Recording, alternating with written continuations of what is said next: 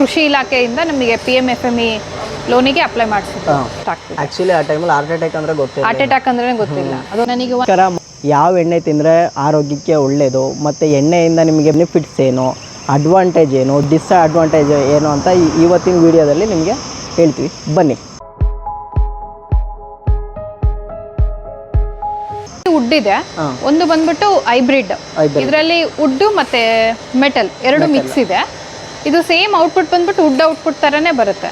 ಯಾಕಂದ್ರೆ ಇದ್ರ RPM ತುಂಬಾ ಸ್ಲೋ ಇದೆ. ಇವಾಗ ನಾವು ಇದಕ್ಕೆ ಶೇಂಗಾ ಬೀಜ ಹಾಕಿದೀವಿ. ಶೇಂಗಾ ಬೀಜ ಕೃಷಿ ಆಗ್ತಿದೆ ಇದರಲ್ಲಿ. ಹಿಂಗೆ ಎಣ್ಣೆ ಬರ್ತಾ ಹೋಗುತ್ತೆ. ಇದು ಬಂದ್ಬಿಟ್ಟು ಮೆಟಲ್ ಮೆಷಿನರಿ. ಇದರಲ್ಲಿ ನಾವು ಸಾಸಿವೆ, ಸನ್ಫ್ಲವರ್, ಕುಸುಬೆ ಎಲ್ಲ ಮಾಡ್ಲಿಕ್ಕೆ ಇದೆ ಮೆಷಿನರಿ ಬೇಕು. ನಿಮಗೆ ಫಸ್ಟ್ ನಾವು ಶೇಂಗಾ ಕೊಬ್ಬರಿ ಅಷ್ಟೇ ಮಾಡ್ತೀವಿ. ಶೇಂಗಾ ಕೊಬ್ಬರಿಗೆ ನನಗೆ ಒಂದು ಮೆಷಿನರಿ ಸಾಕಾಗೋದು. ನೆಕ್ಸ್ಟ್ ಹಿಂಗೆ ನಾವು ಮಾಡ್ತಿದ್ದಾಗ PMFME ಲೋನ್ಗೆ ಅಪ್ಲೈ ಮಾಡಿದ್ವಿ. ಥ್ರೂ ಕೃಷಿ ಇಲಾಖೆಯಿಂದ ನಮಗೆ PMFME ಲೋನಿಗೆ ಅಪ್ಲೈ ಮಾಡಿಸಿದ್ವಿ. ಆ ಲೋನ್ ಸ್ಯಾಂಕ್ಷನ್ ಆದಮೇಲೆ 2 ಮೆಷಿನರೀಸ್ ತೊಗೊಂಡಿದ್ವಿ. ಒಂದು ಅದರ್ ಬ್ರಾಂಚಲ್ಲಿದೆ ಆ್ಯಂಡ್ ಈವನ್ ಇನ್ನೊಂದು ಬಂದ್ಬಿಟ್ಟು ಅದು ಆ machinery, wood machinery. So first 3 ವುಡ್ಡೇ ಇತ್ತು. ಸೊ 5 ವೆರೈಟೀಸ್ ಆಫ್ ಆಯಿಲ್ಸ್ ಮಾಡ್ತಿದ್ವಿ. 5 ಫಸ್ಟು ಶೇಂಗಾ ಕೊಬ್ಬರಿ ಮಾಡ್ತಿದ್ವಿ. ನೆಕ್ಸ್ಟ್ ಮೆಲ್ಲಕ್ಕೆ PMFME ಲೋನಿಂದ ಇನ್ನೊಂದು 2 ಮಿಷನರೀಸ್ ತೊಗೊಂಡು ಆಮೇಲೆ ನಾವು ಶೇಂಗಾ ಕೊಬ್ಬರಿ ಆದಮೇಲೆ ಕುಸುಬೆ ಪಪ್ಪು ಮಾಡೋದು ಶುರು ಮಾಡಿದ್ವಿ. ಆಮೇಲೆ ನೆಕ್ಸ್ಟ್ ಬಂದ್ಬಿಟ್ಟು ಸನ್ಫ್ಲವರ್ ಸ್ವಲ್ಪ ನಮಗೆ ತುಂಬ ತೊಂದರೆ ಆಗೋದು. ಸೊ ಸನ್ಫ್ಲವರ್ ಮಾಡ್ತಿದ್ದಿಲ್ಲ ನಾವು. ಎಳ್ಳು ಮಾಡ್ತಿದ್ವಿ. ಎಳ್ಳಲ್ಲಿ 2 ವೆರೈಟೀಸ್ ಮಾಡ್ತಿದ್ವಿ. ಆ್ಯಂಡ್ ದೆನ್ ಬಾದಾಮಿ ಎಣ್ಣೆ ಮಾಡ್ತಿದ್ವಿ. ಆಲ್ಮಂಡ್ ಆಯಿಲ್ ಒಂದು ಬ್ಯಾಚ್ ಒಂದು 15 kgs ಹಾಕಿದ್ರೆ ಆಯಿಲ್ ಬರ್ತಿತ್ತು. ಅದೊಂದು 2-3 ಮಂತ್ಸ್ ಹಂಗೆ ಸೇಲ್ ಆಗೋದು. ಶೇಂಗಾನ ಒಂದು ಟ್ರಿಪ್ಪಿಗೆ ಬಂದ್ಬಿಟ್ಟು 12 kg ಆಗ್ತದೆ. 12 kg ಆಗ್ತದೆ. ಇದಕ್ಕೆ 12 kgಗೆ ಒಂದು 4.5 kgಯಿಂದ 5 kg ಹಂಗೆ ಎಣ್ಣೆ ಬರುತ್ತೆ. ಅಂದರೆ 3 kgಗೆ 1 kg ಎಣ್ಣೆ ಬರುತ್ತೆ. 3 kgಗೆ 1 kg ಎಣ್ಣೆ ಬರುತ್ತೆ. ಇನ್ನು ರಿಮೈನಿಂಗ್ 2 kgs ಬಂದ್ಬಿಟ್ಟು ಕೇಕ್ ಬರುತ್ತೆ ಹಂಗೆ. ಸೊ ಆಲ್ಮೋಸ್ಟ್ ಒಂದು 30-35% ಬರುತ್ತೆ. ಚೆನ್ನಾಗಿದೆ ಅಂದರೆ 35% ಬರುತ್ತೆ. ವೇಸ್ಟೇಜ್ ಎಲ್ಲ ಏನು ಮಾಡ್ತೀರಾ ನೀವು? ವೇಸ್ಟೇಜ್ ಬಂದ್ಬಿಟ್ಟು ಇದಕ್ಕೆ ಹೋಗುತ್ತೆ, ಕ್ಯಾಟಲ್ ಫೀಡಿಗೆ ಕೊಡ್ತೀವಿ ನಾವು. ರೈತರೆಲ್ಲ ಬಂದು ತೊಗೊಂಡು ಹೋಗ್ತಾರೆ. ಏನಂದರೆ ಅದು ಆಕಳಿಗೆ, ಎಮ್ಮೆಗೆ ಹಾಕಿದಾಗ ಹಾಲು ತಿಕ್ಕಾಗುತ್ತೆ. ಅದು ತಿಂದಾಗ ಅದು ರಿಚ್ ಇನ್ ಪ್ರೋಟೀನ್. ನೀವು ನೋಡ್ಬೋದು ಇಲ್ಲಿರೋದೆಲ್ಲ ಅದೇ.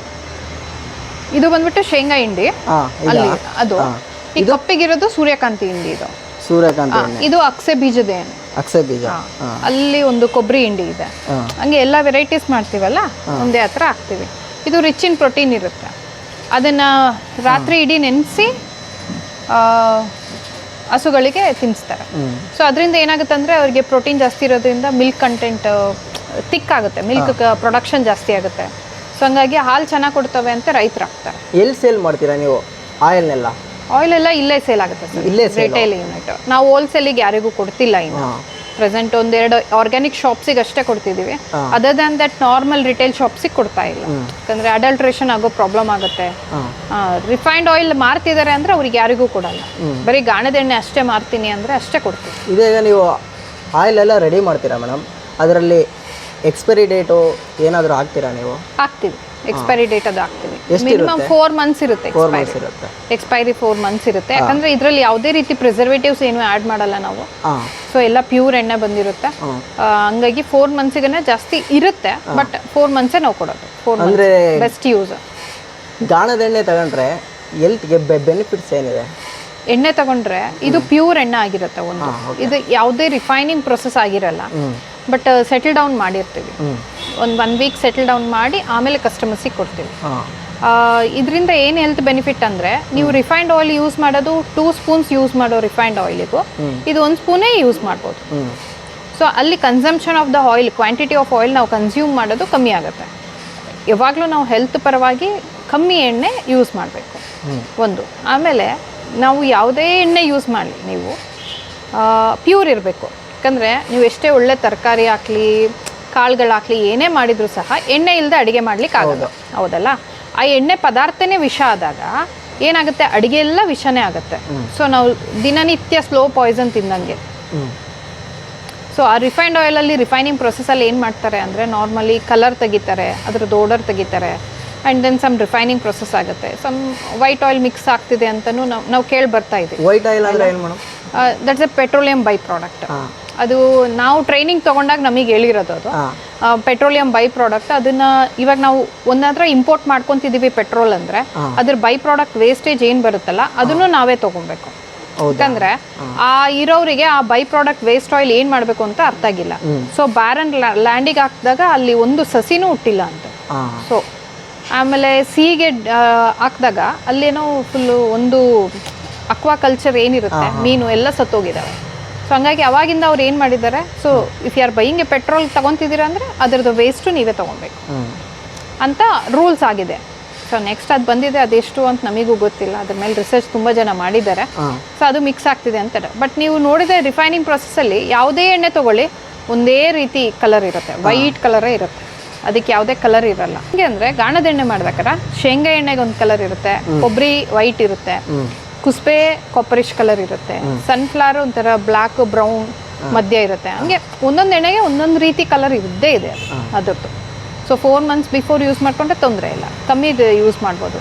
ಮತ್ತು ಈ ಹಾರ್ಟ್ ಪೇಷಂಟ್ಸಿಗೆಲ್ಲ ಕುಸ್ಬೆ ಎಣ್ಣೆ ತುಂಬ ಒಳ್ಳೆಯದು, ಅದು ನ್ಯಾಚುರಲ್ ಬ್ಲಡ್ ಥಿನ್ನರ್ ಅದು. ಹಾಂ, ನಾರ್ಮಲಿ ನಾವು ಹಾರ್ಟ್ ಪೇಷಂಟ್ಸ್ ಕಾರ್ಡಿಯಾಕ್ ಪೇಷಂಟ್ಸ್ ಏನು ಯೂಸ್ ಮಾಡ್ತಾರಲ್ಲ ಟ್ಯಾಬ್ಲೆಟ್, ಅದರಲ್ಲಿರೋ ಕಂಟೆಂಟ್ ಕುಸ್ಬೆಯಲ್ಲಿರುತ್ತೆ. ಈ ಎಣ್ಣೆ ಯೂಸ್ ಮಾಡ್ತಾ ಇದ್ದಾಗ ನಮ್ಮ ಬಾಡಿ ಮೆಲ್ಲಕ್ಕೆ ಕ್ಲೆನ್ಸಿಂಗ್ ಆಗ್ತಾ ಇರುತ್ತೆ. ಓವರ್ ದ ಪೀರಿಯಡ್ 1 ಡೇಗೆ ಆಗಲ್ಲ, but it may take time. 1 yearಗೆ ಸ್ಲೋ, 3 monthsಗೆ ನಮಗೆ ಒಳ್ಳೆ ರಿಸಲ್ಟ್ಸ್ ಗೊತ್ತಾಗುತ್ತೆ, ಬಾಡಿ ಕ್ಲೆನ್ಸ್ ಆಗುತ್ತೆ. ಆ್ಯಂಡ್ ದೆನ್ ಡೈಲಿ ನಮಗೆ ಫೀಲ್ ಆಗುತ್ತೆ, ಒಂದೊಂದೇ ನಮ್ಮ health issues, small health issues ಎಲ್ಲ ಕ್ಲಿಯರ್ ಆಗ್ತಾ ಬರುತ್ತೆ. ಸೊ ಫಸ್ಟ್ ಎಣ್ಣೆ ಮಾತ್ರ ಚೇಂಜ್ ಮಾಡ್ಕೊಬೇಕು ಯಾವುದೇ ಆಗಲಿ. ಅಂದರೆ ನೀವು ಹೇಳ್ತಿರೋ ಪ್ರಕಾರ ಈ ಗೋಲ್ಡ್ ವಿನ್ನರು, ಸನ್ಫ್ಲವರ್ ಆಯಿಲು ಅವೆಲ್ಲ ಹೆಲ್ತಿಗೆ ಡೇಂಜರ್. ಅದು ರಿಫೈನ್ಡ್ ಅಂದ್ರೇ ಡೇಂಜರ್ ಅಂತ ಬಂದ್ಬಿಟ್ಟು. ಮತ್ತು ನಾವೆಲ್ಲ ಆಲ್ರೆಡಿ 99% ಅದನ್ನೇ ಯೂಸ್ ಮಾಡ್ತಿದ್ದಾರೆ. ಇವಾಗ ಹಳೆಯ ಕಾಲದಲ್ಲಿ ಫಸ್ಟ್ ಯೂಸ್ ಮಾಡ್ತಿರೋದು ಗಾಣದ ಎಣ್ಣೆನೇ ಯೂಸ್ ಮಾಡ್ತಿದ್ರು, ಹೌದಲ್ವಾ? ನಮ್ಮ ಅಪ್ಪಾಜಿ, ನಮ್ಮ ತಾತ ಕಾಲದಲ್ಲೆಲ್ಲ ಗಾಣಗಳೇ ಇದ್ವು. ಅವಾಗ ಏನು ಮಾಡಿದ್ದಾರೆ, ಈ ರಿಫೈನ್ಡ್ ಆಯಿಲ್ಸೇ ತಿನ್ನಬೇಕು, ಇಲ್ಲ ಅಂದರೆ ಅವಾಗ ಕೊಲೆಸ್ಟ್ರಾಲ್ ಜಾಸ್ತಿ ಆಗುತ್ತೆ, ಹಾರ್ಟ್ ಅಟ್ಯಾಕ್ಸ್ ಆಗುತ್ತೆ. ಬಟ್ ನೀವು ಕಂಪೇರ್ ಮಾಡ್ಕೊಳ್ಳಿ, ಆ ಟೈಮಲ್ಲಿ ಹಾರ್ಟ್ ಅಟ್ಯಾಕ್ಸ್ ಎಷ್ಟು ಆಗ್ತಿತ್ತು, ಬಟ್ ಇವಾಗ ಎಷ್ಟು ಆಗ್ತಿದೆ. ಆ್ಯಕ್ಚುಲಿ ಆ ಟೈಮಲ್ಲಿ ಹಾರ್ಟ್ ಅಟ್ಯಾಕ್ ಅಂದರೆ ಗೊತ್ತಿಲ್ಲ, ಹಾರ್ಟ್ ಅಟ್ಯಾಕ್ ಅಂದ್ರೆ ಗೊತ್ತಿಲ್ಲ ಅದೊಂದು. ಆ್ಯಂಡ್ ಇವನ್ ಆ ಟೈಮಲ್ಲಿ ಡಯಾಬಿಟಿಕ್ಸ್ ಅಂದ್ರೆ ಅದೊಂಥರ ರೋಗ ಥರ ನೋಡೋರು. ಬಟ್ ಇವಾಗ diabetics is A common disease, common ಆಗಿಬಿಟ್ಟಿದೆ. ಡಯಾಬಿಟಿಕ್ ಬಂದ್ಬಿಟ್ಟು ಕಾಮನ್ ಆಗಿಬಿಟ್ಟಿದೆ, ಹಾರ್ಟ್ ಅಟ್ಯಾಕ್ಸು ಕಾಮನ್ ಆಗಿಬಿಟ್ಟಿದೆ. ಎಬೋ 30-35+ ಹಾರ್ಟ್ ಅಟ್ಯಾಕ್ ಆದರೂ ಕಾಮನ್. ಹಾಂ, ಸೊ ಆ ರೀತಿ ನಾವು ಕಂಪೇರ್ ಮಾಡ್ಕೊಬೋದು. ಎಷ್ಟು ವರ್ಷ ಆಯಿತು ಸ್ಟಾರ್ಟ್ ಮಾಡಿ? ನಾವು ಸ್ಟಾರ್ಟ್ ಮಾಡಿ 4 years ಆಯಿತು. 4 years ಕಂಪ್ಲೀಟ್ ಆಯಿತು. ಫಸ್ಟ್ 1 ಮೆಷಿನರಿಯಿಂದ ಸ್ಟಾರ್ಟ್ ಮಾಡಿದೆ. ಇವಾಗ 5 ಮೆಷಿನರೀಸ್ ಬಂದಿದೆ, 2 ಬ್ರಾಂಚಸ್ ಮಾಡಿದ್ದೀವಿ. ಒಂದು ಬ್ರಾಂಚ್ ಬಂದ್ಬಿಟ್ಟು ಇಲ್ಲಿ, ಇದು ನಮ್ಮ ಮೇನ್ ಬ್ರಾಂಚ್. ಇವನ್ ಇದು ಕೇಕ್ಸ್ ಬಂದ್ಬಿಟ್ಟು ಅಡಿಕೆ ಆರ್ಗ್ಯಾನಿಕ್ ಫಾರ್ಮಿಂಗ್ ಮಾಡ್ತಾರಲ್ಲ, ಅವರು ಯೂಸ್ ಮಾಡ್ತಾರೆ ಆಸ್ ಎ ಮೆನ್ಯೂರ್ ಥರ. ಬಟ್ ನಾವು ಒಂದೇ ರೀತಿ ಎಣ್ಣೆ ಯಾವಾಗಲೂ ಯೂಸ್ ಮಾಡಬಾರ್ದು, ನಮ್ಮ ಬಾಡಿಗೆ ಎಲ್ಲ ರೀತಿ ಎಣ್ಣೆನೂ ಬರಬೇಕು. ಸೊ ಹಂಗಾಗಿ ನಾವು ಡೇ ಬೈ ಡೇ ಯೂಸ್ ಮಾಡೋಕ್ಕಾರ ಅಟ್ಲೀಸ್ಟ್ ಮಾರ್ನಿಂಗ್ ಬ್ರೇಕ್ಫಾಸ್ಟಿಗೊಂದು, ಲಂಚಿಗೊಂದು, ಡಿನ್ನರಿಗೊಂದು ಅಂತಲೂ ಬೇರೆ ಬೇರೆ ಇಟ್ಕೊಬೋದು. ಅದರ್ವೈಸ್ ಮಂತ್ಲಿ ಒನ್ಸ್ ಆದರೂ ಚೇಂಜ್ ಮಾಡ್ಕೊಬೋದು. ಅದು ನಮ್ಮ ಇಷ್ಟ, ನಮ್ಮ ಪೇಷನ್ಸ್ ಹೆಂಗಿದೆ ಅದ್ರ ಮೇಲೆ. ಸೊ ಶೇಂಗಾ ಎಣ್ಣೆ ಡೈಲಿ ಯೂಸಿಗೂ ಚೆನ್ನಾಗಿರುತ್ತೆ. ಆ್ಯಂಡ್ ದೆನ್ ಕೊಬ್ಬರಿ ಎಣ್ಣೆನೂ ತುಂಬ ಒಳ್ಳೆಯದು. ಕೊಬ್ಬರಿ ಎಣ್ಣೆ ಯೂಸ್ ಮಾಡೋದ್ರಿಂದ ಪ್ಯಾರಲಿಸಿಸ್ ಬರಲ್ಲ. ಹಾಂ, ಫ್ಯಾಟ್ ಕಂಟ್ರೋಲ್ ಆಗುತ್ತೆ, ಆ್ಯಂಡ್ ಇವನ್ ಫ್ಯಾಟ್ ಕಂಟ್ರೋಲ್ ಆಗುತ್ತೆ, ತುಂಬ ಒಳ್ಳೇದು. ಮಾರ್ನಿಂಗ್ ಒಂದು ಸ್ಪೂನ್ ಕುಡಿದ್ರೆ ಸಾಕು, ಬಾಡಿ ಫುಲ್ ನೀಟಾಗಿ ಕ್ಲೆನ್ಸ್ ಆಗುತ್ತೆ. ಕುಡಿಬೋದು, ಡೈರೆಕ್ಟ್ ಒಂದು ಸ್ಪೂನ್ ಎಣ್ಣೆ ಕುಡಿಬೋದು, ತುಂಬ ಒಳ್ಳೇದು. ಅದು ಅಷ್ಟೇ, ಎಲ್ಲದಕ್ಕೂ ಯೂಸ್ ಮಾಡ್ಬೋದು. ಬಟ್ ಇಲ್ಲಿ ನಮ್ಮ ಕಡೆ ಹಿಂಗೆ ಅಂದರೆ ಸ್ವಲ್ಪ ಕೊಬ್ಬರಿ ಎಣ್ಣೆ ಯೂಸ್ ಮಾಡೋದು ಕಮ್ಮಿ. But that is the very pure oil actually. It's equal to mother's milk ಅಂತಾರೆ, ಹಂಗೆ ತುಂಬ ಒಳ್ಳೇದು. ಅದು ಯೂಸ್ ಮಾಡ್ಬೋದು. ನನಗೆ ಆಗ್ತಿಲ್ಲ ಯೂಸ್ ಮಾಡೋದಂದರೆ ಅಟ್ಲೀಸ್ಟ್ ಶೇಂಗಾ ಮತ್ತು ಕೊಬ್ಬರಿ ಎರಡೂ ಮಿಕ್ಸ್ ಮಾಡ್ಕೊಂಡು ಯೂಸ್ ಮಾಡಿದರೂ ತೊಂದರೆ ಇಲ್ಲ. ಅವೆರಡು ಆಯಿಲ್ಸೇ ಮಿಕ್ಸ್ ಮಾಡ್ಬೋದು, ಅವು ಕರೆಕ್ಟಾಗಿ ಬ್ಲೆಂಡ್ ಆಗುತ್ತೆ. ಆ್ಯಂಡ್ ಇವನ್ ಫ್ಯಾಟ್ ಕಂಟ್ರೋಲ್ ಏನೂ ಎಲ್ಲ ಆಗಿ ಯೂಸ್ ಮಾಡ್ಬೋದು. ಹಂಗಾದ್ರೂ ಕೊಬ್ಬರಿ ಎಣ್ಣೆ ಕನ್ಸ್ಯೂಮ್ ಮಾಡ್ಬೋದು ನಾವು. ನೆಕ್ಸ್ಟ್ ಸೂರ್ಯಕಾಂತಿ ಗೊತ್ತಿರುತ್ತೆ, ಅದರಲ್ಲೇನು ಚೆನ್ನಾಗಿರುತ್ತೆ, ಡೀಪ್ ಫ್ರೈ ಮಾಡ್ಬೋದು. ಕುಸ್ಬೆ ಎಣ್ಣೆನೂ ಅಷ್ಟೇ, ನಾನು ನಿಮಗಾಗಲೇ ಹೇಳ್ದಂಗೆ ಅದು ಹಾರ್ಟ್ ಪೇಷಂಟ್ಸ್, ಕಾರ್ಡಿಯಾಕ್ ಪೇಷಂಟ್ಸಿಗೆ ತುಂಬ. ಇದು ಶೇಂಗಾ ಎಣ್ಣೆ ಸ್ಮೆಲ್.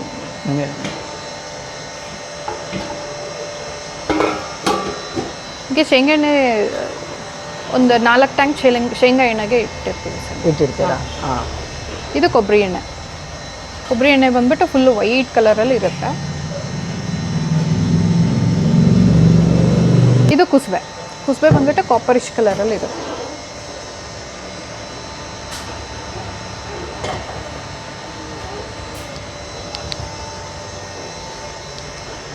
ಇದು ಎಳ್ಳೆಣ್ಣೆ, ಬ್ಲ್ಯಾಕ್ ಎಳ್ಳೆಣ್ಣೆ ಇದು. ಬ್ಲ್ಯಾಕ್ ಇರುತ್ತಾ ಇದು?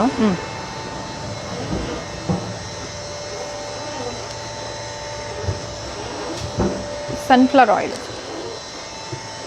ಇದೆಲ್ಲ 100 ಲೀಟರ್ಸ್ 200 ಲೀಟರ್ಸ್.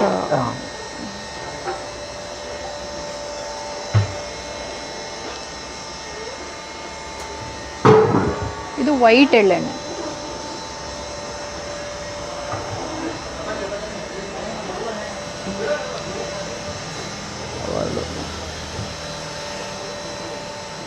ಇದು ಸಾಸಿವೆ ಬೀಜದ ಎಣ್ಣೆ. ನಮ್ಮದು ಬಂದ್ಬಿಟ್ಟು ಇಂಜಿನಿಯರಿಂಗ್ ಆಗಿದೆ ಸರ್.